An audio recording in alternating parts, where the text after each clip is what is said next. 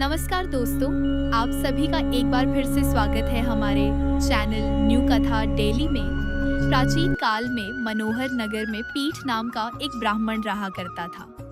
वह माता भगवती दुर्गा का बहुत बड़ा भक्त था। उसकी एक बहुत ही सुंदर कन्या थी जो संपूर्ण सद्गुणों से युक्त थी।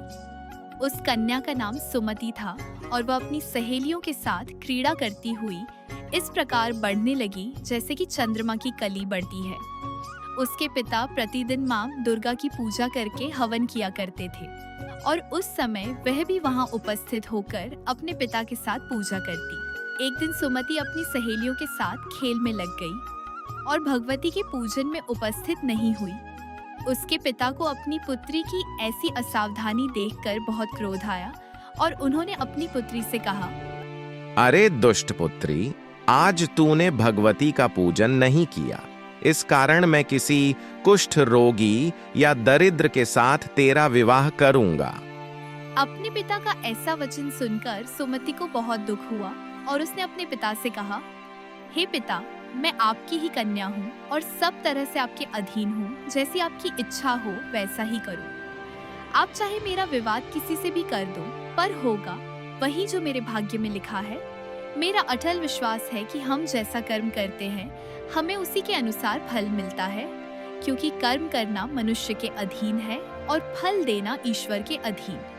ब्राह्मण ने अपनी कन्या के इस प्रकार के वचन सुनकर गुस्से में अपनी कन्या का विवाह एक कुष्ठ रोगी के साथ कर दिया और बहुत क्रोधित होकर अपनी पुत्री से कहने लगा, हे पुत्री, अपने कर्म का फल भोगो और देखते हैं तुम अपने भाग्य के भरोसे रहकर क्या कर पाती हो।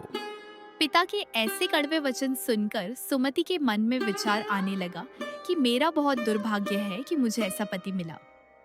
इस तरह अपने दुख का विचार करती हुई वह कन्या अपने पति के साथ वन में चली गई और उन्होंने उस वन में वह रात बहुत ही कष्ट से बिताई। उस गरीब बालिका की ऐसी दशा देखकर माता भगवती उसके पूर्व पुण्य कर्मों के प्रभाव से प्रकट हो गई और उन्होंने समिति से कहा, मैं तुझसे बहुत प्रसन्न हूँ, तुम मुझसे जो चाहे वरदान मांग सकती हो। भगवती दुर्गा का ऐसा वचन सुनकर सुमति ने कहा, आप कौन हैं? कृपया यह मुझे बताएं। ये सुनकर भगवती देवी ने कहा, मैं आदि शक्ति भगवती हूँ, मैं ही ब्रह्म विद्या और सरस्वती हूँ। प्रसन्न होने पर मैं प्राणियों के दुख दूर कर देती हूँ और उनको सुख प्रदान करती हूँ। मैं तुझ पर तेरे पूर्व जन्मों के पुण्य के प्रभाव से प्रसन्न हूँ। तुम्हारे पूर्व जन्म में तुम एक भील की पत्नी थी और बहुत ही पवित्र औरत थी। मीणा, एक दिन तेरे पति निषाद में छुरी की चोरी करने के कारण तुम दोनों को सिपाहियों ने पकड़ लिया और ले जाकर जेल खाने में कैद कर दिया। उन लोगों ने तुमको और तुम्हारे पति को भोजन भी नहीं दिया। इस प्रकार नवरात्रि के दिनों में तुमने न तो कुछ खाया और न ही जल पिया। इस प्रकार 9 दिनों तक नवरात्र का व्रत हो गया। हे ब्राह्मणी, उन दिनों में पूरा हुआ इस व्रत के प्रभाव से प्रसन्न होकर मैं तुम्हें मनवांछित वर देती हूँ। तुम्हारी जो इच्छा हो मांग लो। इस प्रकार माता दुर्गा के वचन सुनकर सुमति ने कहा, अगर आप मुझ पर प्रसन्न हैं तो हे दुर्गे, मैं आपको प्रणाम करती हूँ। अगर आप मुझ पर प्रसन्न हैं तो कृपा करके मेरे पति का कोढ़ दूर कर दीजिए।